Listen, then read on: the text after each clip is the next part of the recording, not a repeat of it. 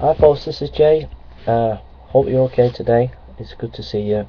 Just a quick video on this guy.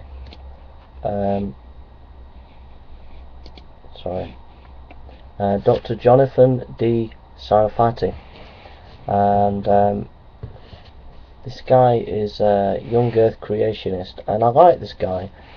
He's got a Ph.D. in physical chemistry, and he's a chess master, because I like playing chess. I love playing chess. So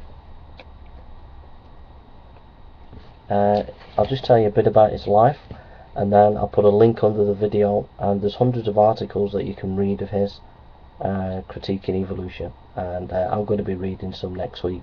But I've known this guy for a few weeks now, and a few ministers that I know, who I respect, this guy knows, so I've got a lot of time for him. Okay.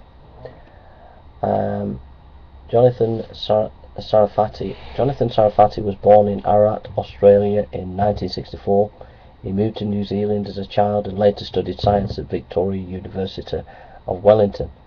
He obtained a B.S. Honours in chemistry with 2 physics papers substituted nuclear and condensed matter and physics. His Ph.D. in chemistry was awarded for a thesis entitled Spectroscopic Study of some chalcogenide ring and cage molecules. He has co-authored papers in mainstream scientific journals on high temperature subconductors and selenium containing ring and cage shaped molecules.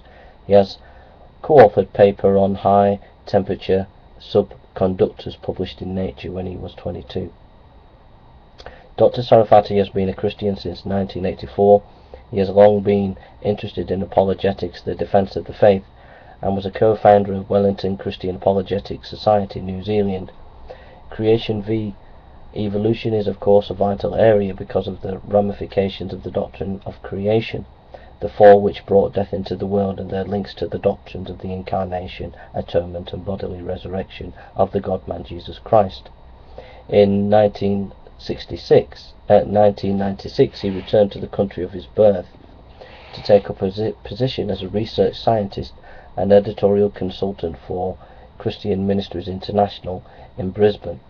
In this capacity he is co-editor of Creation magazine and also writes and reviews articles for journal Creation. CMI's in-depth peer-reviewed publication, as well as contribution to CMI's creation.com website. In 1999 he first published Refuting Evolution, which counted a teacher's guidebook by the National Academy of Science teaching about evolution and the nature of science, which had been widely circulated and publicized. Refuting Evolution now has over 450 copies in print. Later that year he was co-authored of the updated and expanded Answers book, answering 20 of the most asked questions about creation evolution. He later wrote Refuting Evolution 2, countering the PBS Evolution series, and an anti-creationist article in Scientific America.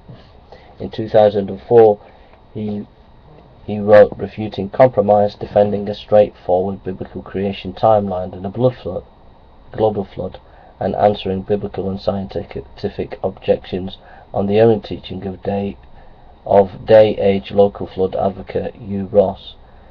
It has been, before you start saying atheist, I know I've quoted Hugh Ross. Just because I quote him doesn't mean I have to accept everything he says. It has been acclaimed as the most powerful biblical scientific defense of a straightforward view of Genesis creation ever written. Okay, so that's just a little bit about this chess master. Please, some things that I recommend doesn't mean say I agree with everything that they say, like you know, some intellectuals or thinkers I might not agree 100%. With this guy, he's my kind of guy, you know.